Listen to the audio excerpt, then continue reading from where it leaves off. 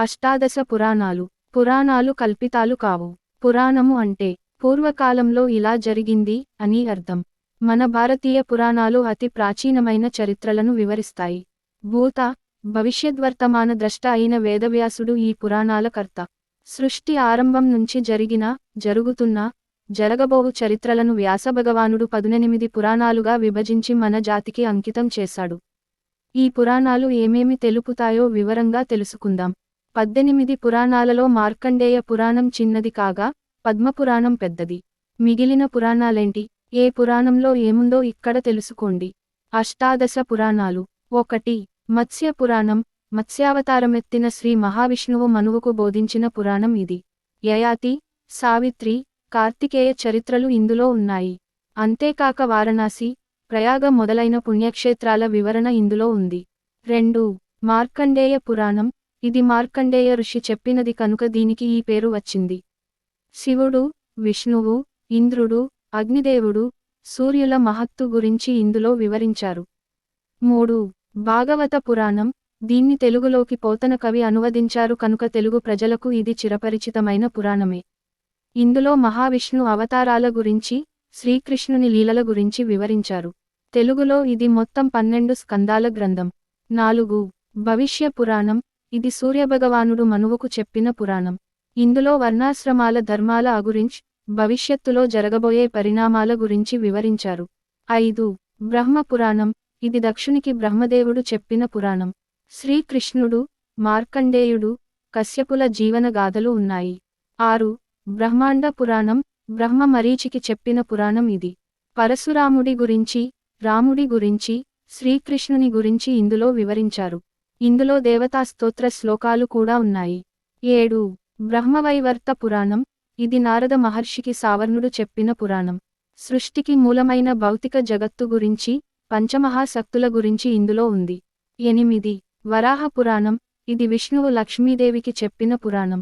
పార్వతీ పరమేశ్వర చరిత్ర, ధర్మశాస్త్ర శ్లోకాలు, వ్రత విధానాలు ఇందులో ఉన్నాయి.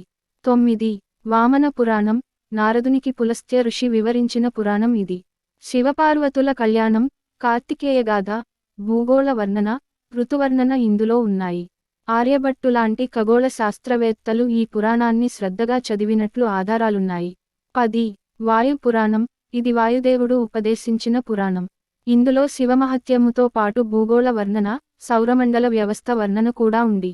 మన ప్రాచీన ఖగోళ శాస్త్రవేత్తలు ఈ పురాణాన్ని కూడా అధ్యయనం చేశారు. 11. విష్ణు పురాణం. ఇది మైత్రేయునికి పరాశర మహర్షి ఉపదేశించిన పురాణం. విష్ణు, శ్రీకృష్ణ, ధ్రువ, ప్రహ్లాద, భరతుల గురించి విపులంగా వివరించారు. 12. నారద పురాణం. ఇది నారదుడు నలుగురు బ్రహ్మ మానసపుత్రులకు చెప్పిన పురాణం. ఇందులో వ్రతాల గురించి, వేదాంగాల గురించి కూడా వివరించారు. వివిధ పుణ్యక్షేత్రాల వర్ణన ఇందులో ఉంది. 13. అగ్ని పురాణం. ఇది అగ్నిదేవుడు ప్రవచించిన పురాణం. వైద్యం, వ్యాకరణం, ఛందస్సు, భూగోళ శాస్త్రం, జ్యోతిష్యం గురించి ఇందులో ఉన్నాయి. 14. స్కంద పురాణం. ఇది స్కందుడు చెప్పిన పురాణం. ఇందులో అనేక వ్రతాల గురించి, శివమాహాత్మ్యం గురించి ఇంకా వివిధ పుణ్యక్షేత్రాల గురించి వివరించారు. 15. గరుడ పురాణం. ఇది తన వాహనమైన గరుడునికి, గరుత్మంతునికి, శ్రీమహావిష్ణువు ఉపదేశించిన పురాణం. గరుడుని జన్మవృత్తాంతముతో పాటు స్వర్గలోకం గురించి, నరకలోకం గురించి, విష్ణు ఉపాసన గురించి ఇందులో వివరించారు. 16. లింగ పురాణం. ఇందులో శివుని ఉపదేశాలు, ఇతర వ్రతాలు, ఖగోళశాస్త్రం, జ్యోతిష్యశాస్త్రం మొదలైన వాటి గురించి వివరించారు. 17. కూర్మ పురాణం. శ్రీమహావిష్ణువు కూర్మావతారంలో ఉపదేశించిన పురాణం కనుకే దీనికి ఈ పేరు వచ్చింది. ఇందులో వరాహ అవతారం గురించి, నరసింహావతారం గురించి వివరించారు. భూగోళం గురించి కూడా వివరించారు. 18. పద్మపురాణం. 18 పురాణాలలోకెల్లా ఇది పెద్దది. ఇందులో బ్రహ్మ చేసిన సృష్టి గురించి, గంగా మహాత్మ్యం గురించి, గాయత్రీ చరితం గురించి, గీత గురించి, పూజా విధానం గురించి వివరంగా వర్ణించారు.